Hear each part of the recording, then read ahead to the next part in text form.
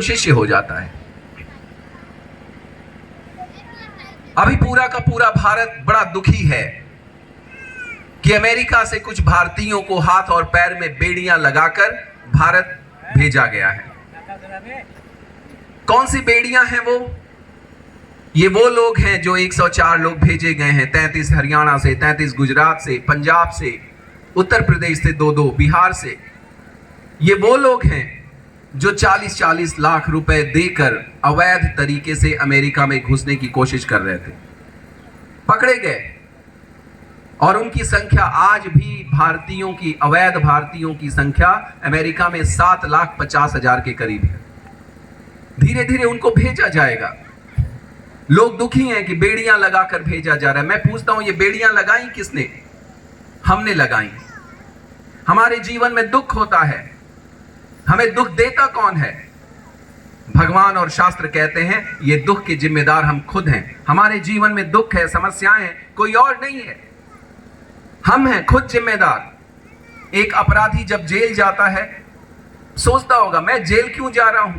किसी ने मुखबिरी कर दी होगी, अरे जिस दिन तुमने खराब कर्म किया वही कर्म तुम्हारी मुखबिरी करना शुरू कर देता है। किसी और की आवश्यकता नहीं है आपको जीवन में दुख देने के लिए, किसी और की हैसियत भी नहीं है आपको कष्ट के अंधेरे कुएं में ढकेलने के लिए। आपके कर्म जिम्मेदार हैं। और ये जो बेड़ियां हैं वो तो अमेरिका ने बेड़ियां लगाकर भेजा है। आप सोचो कि आज हमारा समाज किन किन बेड़ियों को पहनकर बैठा हुआ है। हमने जातिवाद की बेड़ी पहनी है, कोई और नहीं पहना था, हमने पहनी है जातिवाद की बेड़ी अपने हाथ और पैर में। उसके आगे हम कुछ सोचते नहीं हैं। हमारा सपना क्या है? किसी से पूछोगे तो कोई कहेगा हमारा सपना हिंदू राष्ट्र है, कोई कहेगा हमारा सपना मुस्लिम राष्ट्र है, सारी दुनिया को इस्लामिक राष्ट्र बनाना। कोई कहेगा बहुजनों का राष्ट्र चाहिए, कोई कहेगा मूल निवासी का राष्ट्र चाहिए, किसी को पिछड़ों का राष्ट्र चाहिए, किसी को पीडीए का राष्ट्र चाहिए, कोई आर्यों का राष्ट्र मांग रहा है और कोई द्रविड़ों का राष्ट्र मांग रहा है। और हम मानव धर्म के लोग, श्री महाराज जी के भक्त घूम रहे हैं कि इंसान बन जाओ। ये जो तुम्हारी बेड़ियां हैं मूल निवासियों की, पिछड़ों की, दलितों की, सवर्णों की, हिंदू, मुसलमान, सिख, ईसाई, ये सारी बेड़ियां छोड़ो, काटो इनको, अपने हाथ से काटो।